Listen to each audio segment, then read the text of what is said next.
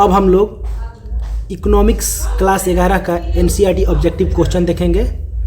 मैं हूं प्रमोद सिंह। अब आप लोगों के बीच में प्रश्न को देख रहा हूं।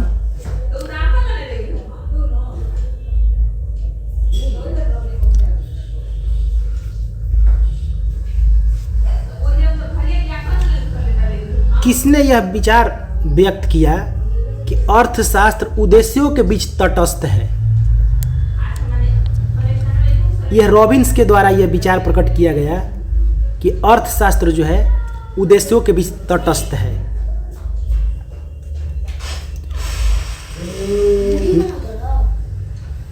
निम्नलिखित में कौन अनार्थिक अथवा गैर आर्थिक क्रिया है? अनार्थिक अथवा गैर आर्थिक क्रिया है। इसका आंसर होगा गृहिणी द्वारा अपने परिवार के लिए भोजन बनाना। आप समझ सकते हैं ये जो काम है गृहिणी के द्वारा परिवार के लिए भोजन बनाना, यह आर्थिक क्रियाकलाप के अंतर्गत नहीं आता है। वहीं अगर कारखाने में काम करने वाला मजदूर, डॉक्टर का अपने क्लिनिक में मरीज देखना, ये जो दोनों क्रियाकलाप है ये आर्थिक क्रियाकलाप के अंतर्गत आता है।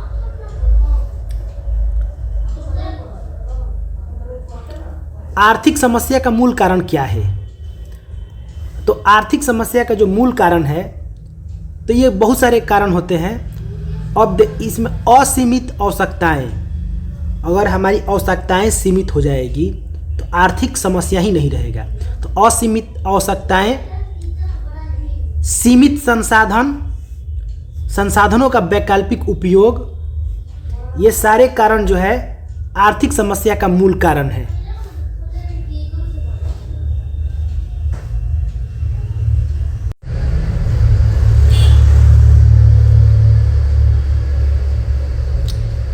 सांख्यिकी शब्द का प्रयोग किया जाता है।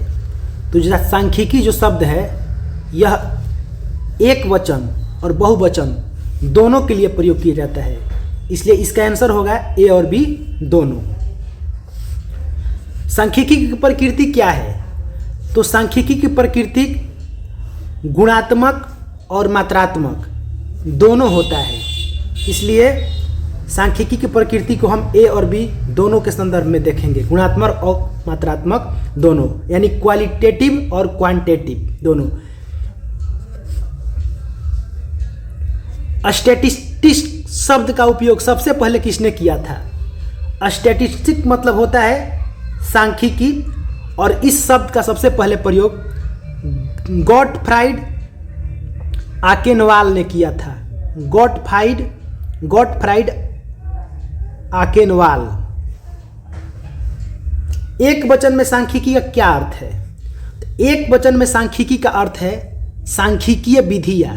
सांख्यिकीय विधियां, एक वचन में सांख्यिकी का अर्थ है सांख्यिकी विधियां। प्राथमिक आंकड़े कौन से होते हैं? तो हम प्राथमिक आंकड़े उसको कहते हैं अनुसंधानकर्ता द्वारा स्वयं एकत्रित किए गए आंकड़े को प्राथमिक आंकड़े हम कहते हैं। द्वितीयक आंकड़े प्राप्त होते हैं, मतलब कहाँ से प्राप्त होते हैं? तो ये जो द्वितीयक आंकड़े होते हैं ये हमें समाचार पत्र से, सरकारी रिपोर्ट से, अनुसंधान पत्र से, इन सभी सोर्स के माध्यम से हमें द्वितीयक आंकड़े प्राप्त होते हैं। अतः इसका आंसर हो जाएगा इनमें से सभी। इसका आंसर होगा इनमें से सभी। अब हम लोग अगला प्रश्न देखते हैं।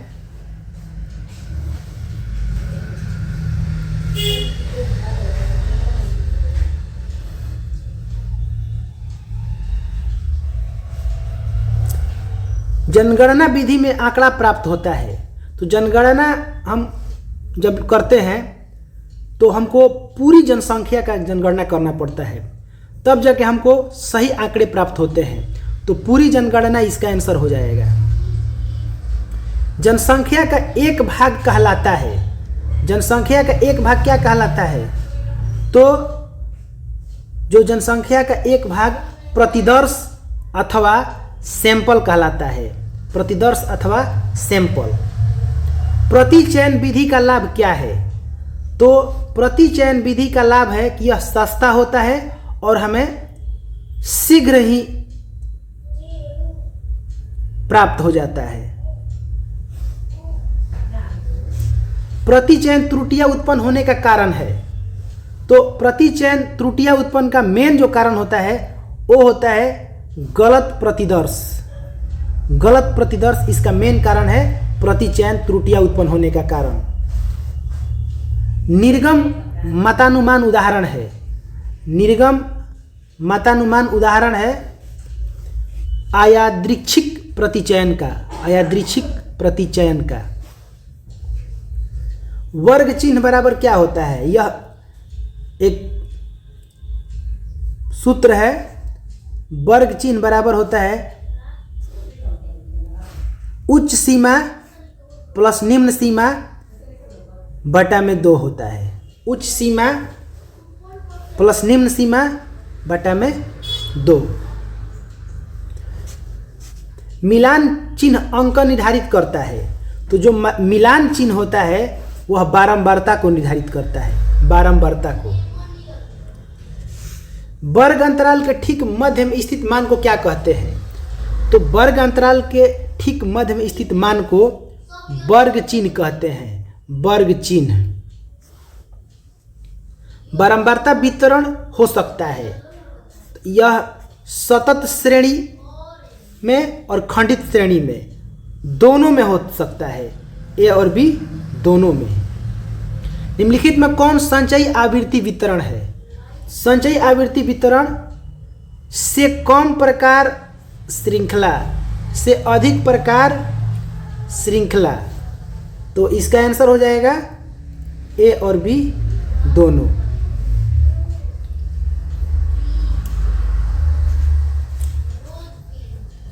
अब हम लोग एक प्रश्न देखते हैं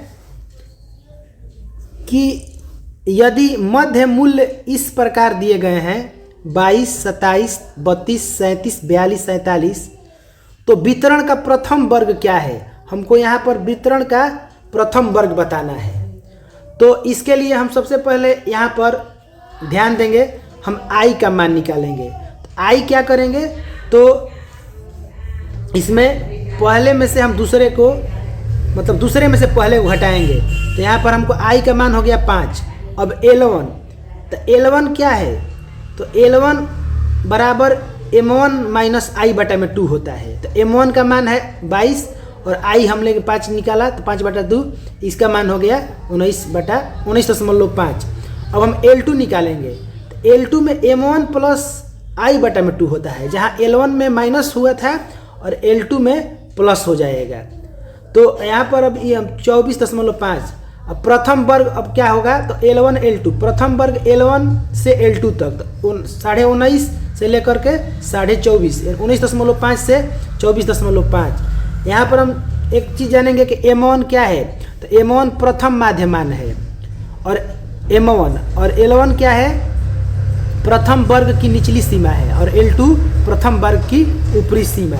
हमको इसी आधार पे हमको प्रथम वर्ग प्राप्त होता है।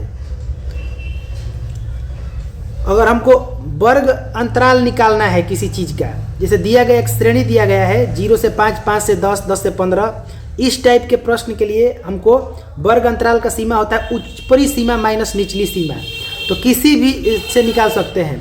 यहाँ पर अगर हम इसको लेकर के चलते हैं तो इसमें ऊपरी सीमा 5 है और इसका जो निचली सीमा 0 है, तो 5 में से 0 घटाएंगे तो कितना हो जाएगा?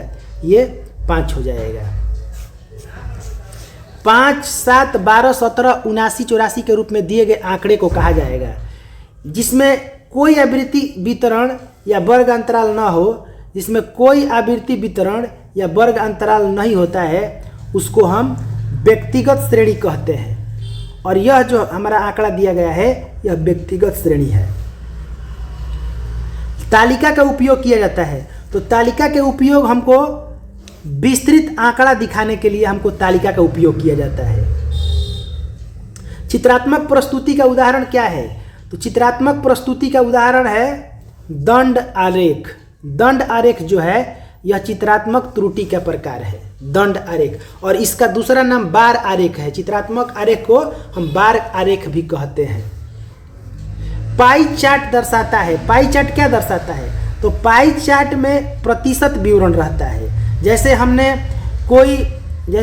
ऐसे कोई बनाया गोल, उसमें हमने बांट दिया कि ए का भाग इतना है, बी का भाग इतना है, जैसे ए बी सी और डी। तो ये हमको पाई चार्ट हो गया। तो ए का भाग कितना है?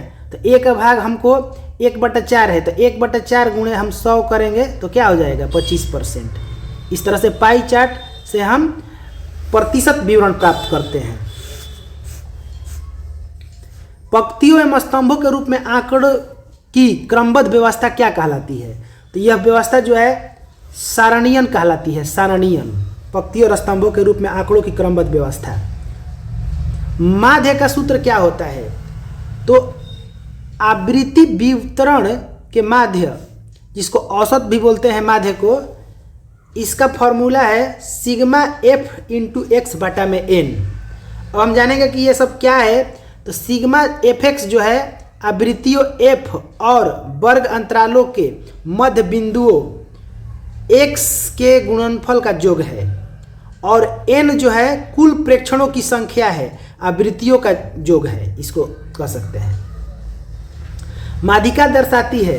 तो माध्यिका क्या दर्शाती है? तो माध्यिका जो होती है वह वितरण की मध्य बिंदु को दर्शाती है। माध्यिका जो है वह वितरण की मध्य बिंदु को दर्शा रही है।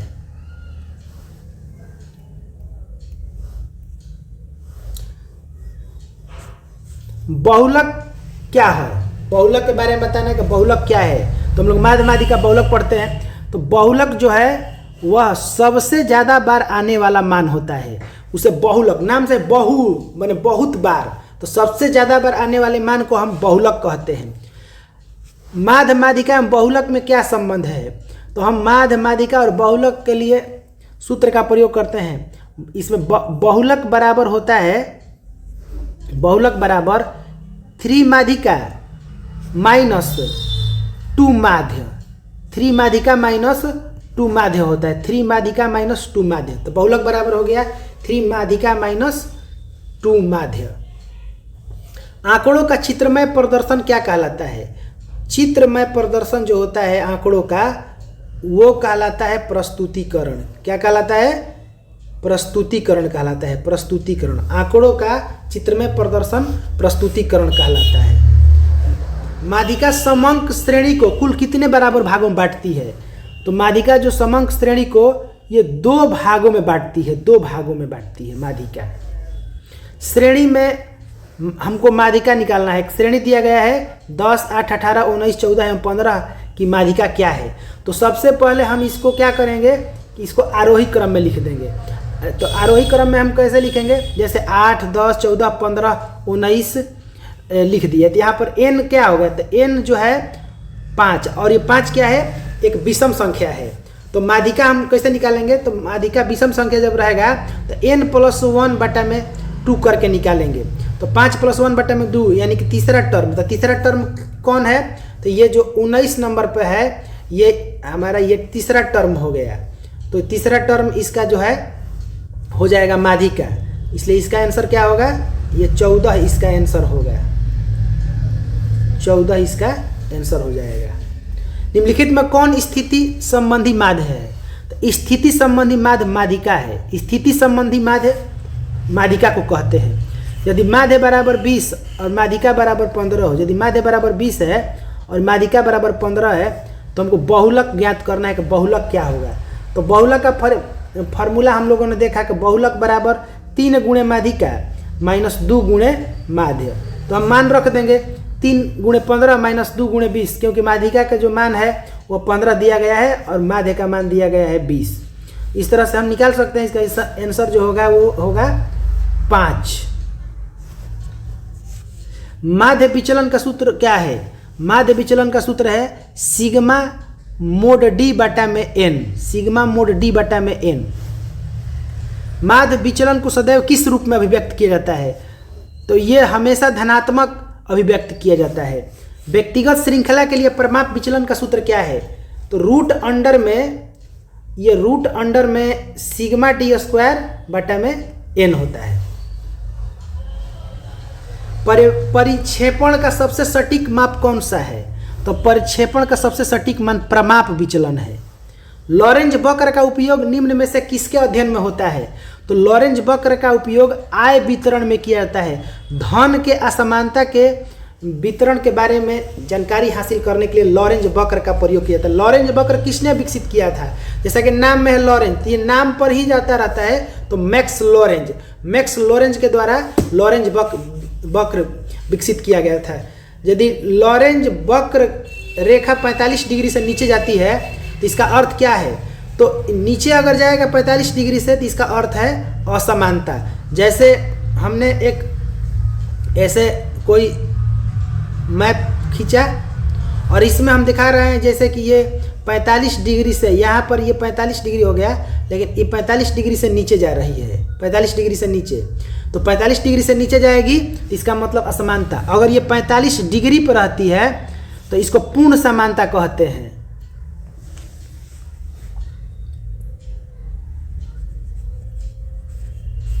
स्वतंत्रता से पहले भारतीय अर्थव्यवस्था का प्रमुख आधार क्या था? स्वतंत्रता से पहले कृषि हमारी अर्थव्यवस्था का प्रमुख आधार था, क्योंकि उस समय 70 से 80% आबादी कृषि पर निर्भर करती थी। और एक बात आपको बता दें कि स्वतंत्रता से पहले भारतीय अर्थव्यवस्था के जीडीपी में 50% भागीदारी कृषि की थी। स्वतंत्रता के समय भारत का प्रमुख निर्यात क्या था? तो भारत का प्रमुख निर्यात कृषि उत्पाद था स्वतंत्रता के समय में। 1950 से 90 के दौरान भारत ने किस नीति को अपनाया था? उस समय मिश्रित अर्थव्यवस्था की नीति को अपनाया गया था। मिश्रित अर्थव्यवस्था में सरकार और निजी दोनों की भागीदारी होती है। भारत की पहली पंचवर्षीय योजना का मुख्य उद्देश्य क्या था? तो भारत की पंचवर्षीय योजना का मुख्य उद्देश्य था कृषि विकास। और भारत की पहली पंचवर्षीय जो योजना स्टार्टिंग इसका जो हुआ था वो था 1991 से लेकर के 56 पर। और ये जो पहली पंचवर्षीय योजना थी हेराल्ड डोमर मॉडल पर आधारित था। हेराल्ड डोमर मॉडल पर आधारित था। और इस प्रथम पंचवर्षीय योजना में फर्स्ट 5 ईयर प्लान में सिंचाई परियोजना, भूमि सुधारों, बेहतर बीज एवं उर्वरक आदि का व्यवस्था किया गया था। और इसी पंचवर्षीय योजना के अंदर भाखड़ा, हीराकुंड, दामोदर घाटी ये सब प्रमुख बांध परियोजना का भी निर्माण किया गया था। पंचवर्षीय योजना से रिलेटेड एक वीडियो हम बना देंगे जिसमें टोटल पंचवर्षीय योजना में कब से कब तक क्या था, कब उसमें गैपिंग था, उसका क्या क्या उद्देश्य था, कब इसकी प्राप्ति हुई, इसके लिए एक अलग वीडियो हम बना देंगे। दूसरी पंचवर्षीय योजना किस मॉडल पर आधारित थी? तो दूसरी पंचवर्षीय योजना पीसी महालनोबिस मॉडल पर आधारित थी। प्रोफेसर पीसी महालनोबिस मॉडल पर आधारित थी। और इस पंचवर्षीय योजना का मुख्य उद्देश्य था तीव्र औद्योगिकरण। पहले का कृषि था और दूसरा का तीव्र औद्योगिकरण था। आत्मनिर्भरता शब्द किस योजना से, किस पंचवर्षीय योजना से जुड़ा है? तो आत्मनिर्भरता जो शब्द है वो है चौथी पंचवर्षीय योजना से। चौथी पंचवर्षीय योजना। हरित क्रांति किससे संबंधित है? तो हरित क्रांति जो है कृषि से संबंधित है। और इस हरित क्रांति में खास करके धान और गेहूं के पैदावार में काफ़ी वृद्धि देखने को मिला था। और हरित क्रांति की जो शुरुआत हुई थी वह 20वीं सदी में, खास करके 1960 से 80 के दशक में हरित क्रांति आई थी। और इस समय में हाई यील्ड वैरायटी यानी उच्च उपज वाली किस्म की बीज का प्रयोग किया गया था, जिसमें भारत में पौधे में पैदावार में बहुत वृद्धि हुआ। भारत में इसके जनक डॉक्टर एम.एस. स्वामीनाथन को कहा जाता है। और आपको बता दें कि एम.एस. स्वामीनाथन का पूरा नाम जो था वह मनकोम्बु संबाशिवन स्वामीनाथन कुंभकोणम था। इसीलिए शॉर्टकट में कोई भी इसको याद रखता है MS स्वामीनाथन, लेकिन एम से मनकोम्बु संबाशिवन स्वामीनाथन कुंभकोणम। अगर बात आती है कि विश्व में हरित क्रांति के जनक कौन थे, तो विश्व में हरित क्रांति के जो जनक थे वो थे डॉक्टर नॉर्मन बोरलॉग, और ये अमेरिका के थे। 1970 में इनको नोबेल शांति का भी पुरस्कार मिला था। 1991 के आर्थिक सुधारों के समय भारत के प्रधानमंत्री कौन थे? उस टाइम में PV नरसिम्हा राव भारत के प्रधानमंत्री थे, जो कि उस समय वित्त मंत्री इनके साथ मनमोहन सिंह जी थे। वित्त मंत्री कौन थे? तो मनमोहन सिंह जी थे, फाइनेंस मिनिस्टर, और LPG में इनका भी बहुत बड़ा योगदान था। और जो आर्थिक सुधार जो आया था 1991 के, वह 1991 से लेकर के 1996 तक यह सुधार चला था। इसमें मुख्य रूप से LPG की बात की गई थी। LPG का मतलब क्या है? L से है लिबरलाइजेशन यानी उदारीकरण, L से है लिबरलाइजेशन मतलब उदारीकरण, P से प्राइवेटाइजेशन निजीकरण, और G से ग्लोबलाइजेशन यानी वैश्वीकरण। यानी कि उदारीकरण, निजीकरण, वैश्वीकरण पर प्रमुखता से जोर दिया गया। 1991 के सुधारों का प्रमुख उद्देश्य क्या था? तो इसका प्रमुख उद्देश्य था आर्थिक विकास को बढ़ावा देना। आर्थिक विकास को बढ़ावा देना। वैश्वीकरण का क्या अर्थ है? तो वैश्वीकरण, ग्लोबलाइजेशन का अर्थ है अंतर्राष्ट्रीय आर्थिक एकीकरण। अंतर्राष्ट्रीय आर्थिक एकीकरण। 53 नंबर क्वेश्चन हम देखेंगे कि उदारीकरण का मुख्य उद्देश्य क्या था। तो उदारीकरण का जो मुख्य उद्देश्य था वो था नियंत्रण घटाना। नियंत्रण घटाना इसका मुख्य उद्देश्य था। आर्थिक सुधार 1991 का मुख्य कारण क्या था? तो इसका मुख्य कारण था विदेशी मुद्रा में संकट। विदेशी मुद्रा में इतना संकट आ गया जिससे हमको आर्थिक सुधार का कदम उठाना पड़ा, और इसके लिए PV नरसिम्हा राव और मनमोहन सिंह जी के द्वारा बहुत ही प्रयास किया गया ताकि आर्थिक जो संकट आया था वो हम लोग उसे निबर पाए। भारत का योजना काल किस वर्ष समाप्त हुआ? प्लानिंग जो टाइम था, तो यह जो योजना काल था ये 2017 में समाप्त हो गया। इस योजना काल को 2014 में भंग कर दिया गया था, और उसके स्थान पर नीति आयोग का गठन किया गया 1 जनवरी 2015 को। नीति आयोग का फुल फॉर्म होता है national institutional for transforming India, और लास्ट जो 5 ईयर प्लान आया था पंचवर्षीय योजना 2012 से 17 तक चला था, और उसके बाद पंचवर्षीय योजना को समाप्त कर दिया गया। योजना आयोग की स्थापना कब हुई थी? तो योजना आयोग की स्थापना 1950 में हुई थी। 15 मार्च 1950 को योजना आयोग की स्थापना हुई थी। 15 मार्च 1950 को। नीति आयोग का स्थापना कब हुआ था? नीति आयोग अभी मैंने बताया कि इसका स्थापना 1 जनवरी 2015 को हुआ था, और नीति आयोग का अध्यक्ष होता है प्रधानमंत्री। जो प्रधानमंत्री, अभी नीति आयोग का अध्यक्ष कौन है? तो नरेंद्र मोदी जो भारत के प्रधानमंत्री हैं नीति आयोग का अध्यक्ष हैं। यह भारत सरकार के प्रमुख नीतिगत थिंक टैंक के रूप में कार्य करता है। भारतीय अर्थव्यवस्था का स्वरूप क्या है? तो भारतीय जो हमारी अर्थव्यवस्था है वो मिश्रित अर्थव्यवस्था है, और मिश्री अर्थव्यवस्था में सरकार प्लस निजी दोनों की भागीदारी होती है। जो समाजवादी अर्थव्यवस्था होती है वह समाज की जरूरत एवं भलाई को ध्यान में रख के किया जाता है। पूंजीवादी जो अर्थव्यवस्था होती है यह लाभ पर आधारित होती है, बहुत ज़्यादा लाभ पर आधारित होती है। ये प्राइवेट होते हैं, और जो मिश्रित होता है उसमें दोनों की भूमिका होती है, सरकार और प्राइवेट। तो भारत में योजना अवकाश की समय अवधि क्या है? तो योजना जो अवकाश की समय अवधि है 1966 से लेकर के 1969। ऐसा नहीं है कि जब पंचवर्षीय योजना चल रहा था तो बीच में गैप नहीं हुआ था, बल्कि बीच में अवकाश भी हुआ था, गैप भी हुआ था। तो वही कहा जा रहा है कि भारत में योजना अवकाश की समय अवधि क्या है? तो योजना अवकाश की जो समय अवधि थी 1966 से 69, क्योंकि प्रथम पंचवर्षीय योजना 1951 से लेकर के 1956 तक चला था। दूसरा पंचवर्षीय योजना 1956 से लेकर के 1961 तक चला था। तीसरा पंचवर्षीय योजना 1966 से लेकर के 1961 से लेकर के 1966 तक चला था। उसके बाद इसको 3 साल का ब्रेक दिया गया, तो इसी को योजना अवकाश कहा गया। तो योजना अवकाश की समय अवधि क्या थी? 1966 से लेकर 1969 तक। मानव पूंजी शब्द का अर्थ क्या है? मानव पूंजी शब्द का अर्थ क्या है? इसका अर्थ है मानव की उत्पादकता और कौशल। शिक्षा में निवेश किस प्रकार के पूंजी के निर्माण करता है? शिक्षा में निवेश मानविक पूंजी के निर्माण का काम करता है। मानव पूंजी निर्माण में स्वास्थ्य का क्या योगदान है? तो मानव पूंजी निर्माण में स्वास्थ्य का बहुत योगदान है। अगर स्वास्थ्य रहेगा तो उत्पादकता बढ़ेगी। उत्पादन में सक्रिय घटक कौन है? उत्पादन का सक्रिय घटक मानव भी है और भौतिक पूंजी भी है, दोनों सक्रिय घटक हैं। इसलिए इसका आंसर हो जाएगा ए और बी दोनों। मानव विकास है, तो मानव विकास जो है एक साधन भी है और एक साध्य भी है। तो मानव विकास क्या है? तो मानव विकास ए और बी दोनों है। मानव विकास ए और बी दोनों है। ग्रामीण विकास का अर्थ क्या है? तो ग्रामीण विकास का अर्थ है ग्रामीण क्षेत्रों की समग्र विकास करना।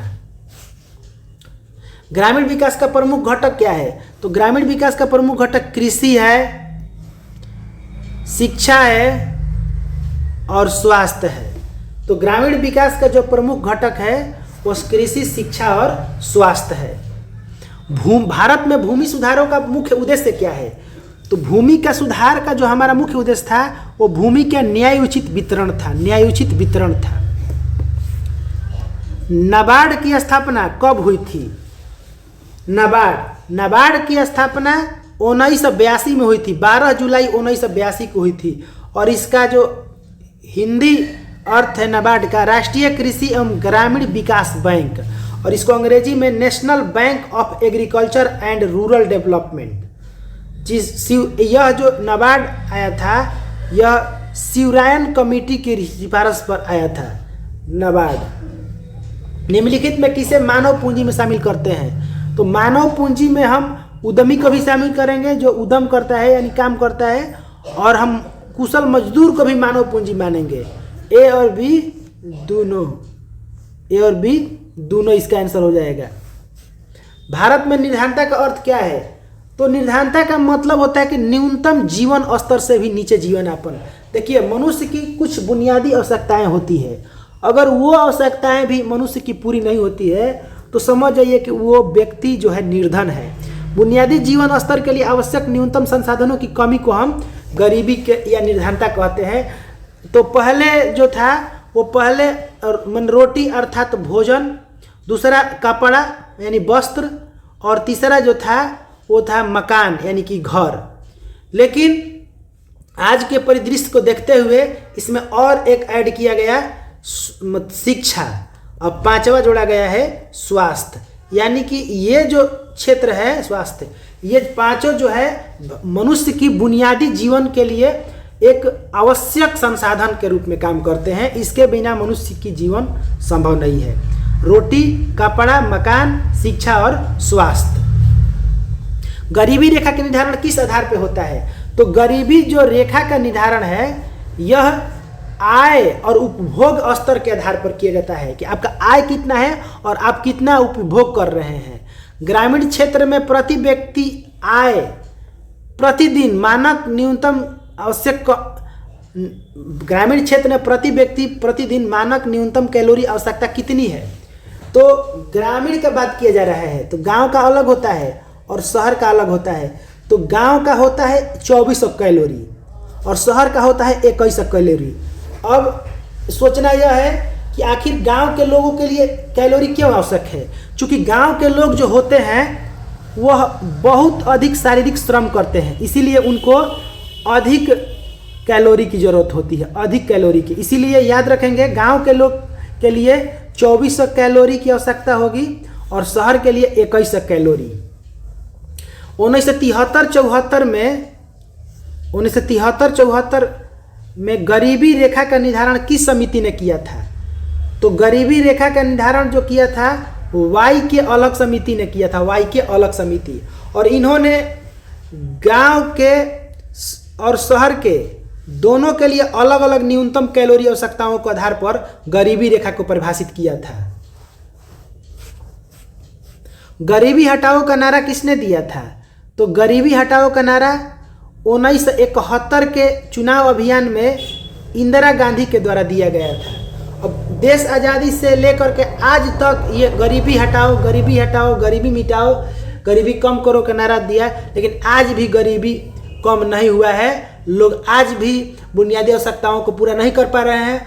आज भी लोग एक टाइम का भोजन करते हैं, एक टाइम का नहीं करते हैं। आज भी लोग भूख मरते हैं। तो गरीबी हटाओ नारा होती है, लेकिन गरीबी तो नहीं हटती है, लेकिन गरीब जरूर आसपास से हट जाते हैं। मनरेगा योजना कितने दिन रोजगार की गारंटी देता है? तो यह जो योजना थी मनरेगा, यह 100 दिन रोजगार की गारंटी देता था। लेकिन अभी हाल फिलहाल में हालिया घटनाक्रम में आप देखिएगा कि मनरेगा योजना को कुछ इसमें चेंजिंग किया गया है। मनरेगा का पहले हम बता देते हैं कि मनरेगा का फुल फॉर्म होता था Mahatma Gandhi national rural employment guarantee act, Mahatma Gandhi national rural employment guarantee act. लेकिन अब इसके जगह पर इसका नाम हो गया है विकसित भारत जी राम जी एक्ट 2025। अब इसमें जो था 125 दिन की रोजगार की गारंटी का दावा किया जा रहा है। और इसका जो फुल फॉर्म है विकसित भारत, तो विकसित भारत भी हो गया। अब जी राम जी का मतलब यहाँ पर नाम भले ही भगवान के नाम पर है, लेकिन उसका एक अलग फुल फॉर्म है। जी गारंटी फॉर रोजगार एंड आजीविका मिशन ग्रामीण एक्ट 2025, गारंटी फॉर रोजगार एंड आजीविका मिशन ग्रामीण एक्ट 2025। गरीबी के सापेक्ष मानदंड क्या है? तो अन्य लोगों की तुलना में कम आय को भी गरीबी के सापेक्ष मानदंड कहते हैं। यहाँ पर गरीबी को कई तरीके से निर्धारित किया जाता है, जैसे कि एक ए व्यक्ति है और ये बी व्यक्ति है, इसके पास करोड़ रुपया है और इसके पास अरब रुपया है, 1 अरब है।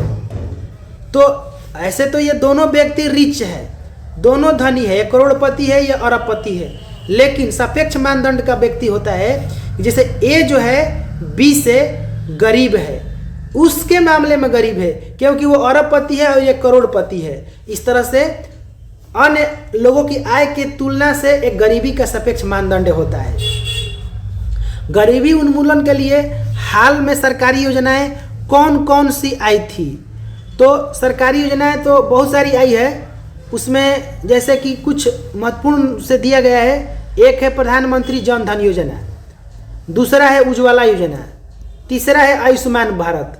यानी कि इसके अनुसार तीनों ऑप्शन हमारा सही है, उपयुक्त में से सभी। अब हम लोग इसके बात करेंगे जैसे प्रधानमंत्री जन धन योजना। यह योजना जो थी यह 15 अगस्त 2014 को घोषणा किया गया था और 28 अगस्त 2014 को इसको लागू किया गया था। प्रधानमंत्री जन धन योजना जीरो बैलेंस पर यह खाता खोला जा रहा था। इसमें उज्ज्वला योजना जो है 1 मई 2016 को बलिया उत्तर प्रदेश से शुरू किया गया था और इसका दूसरा जो वर्जन है उज्ज्वला 0.20 यह अगस्त 2021 में शुरू किया गया था। आयुष्मान भारत के बारे में बात करते हैं। यह जो योजना है 23 सितंबर 2018 को लागू किया गया था और यह रांची झारखंड से यह स्टार्ट हुआ था और इसमें प्रत्येक व्यक्ति को 1 वर्ष में 5 लाख रुपये तक इलाज करने के लिए सरकार गारंटी लेती है। आयुष्मान भारत में 1999 से 2000 में निर्धारित रेखा का मान ग्रामीण और शहरी क्षेत्रों के लिए क्रमशः कितनी तय की गई थी? तो उस टाइम में जो ग्रामीण के लिए 328 रुपया और शहरी के लिए 454 रुपया रखा गया था। निर्धारित रेखा का मान ग्रामीण के लिए 328 रुपया और 4, मतलब कहने का मतलब है कि गांव के लोग अगर 328 रुपये से कम कमा रहे हैं तो समझेंगे कि वो गरीब है, और शहर के लोग 454 रुपये से कम कमा रहे हैं तो समझेंगे कि वो निर्धन है, यानी कि उनके पास कुछ भी नहीं है। गरीबी रेखा निर्धारण में प्रयुक्त MPEC का फुल फॉर्म क्या है?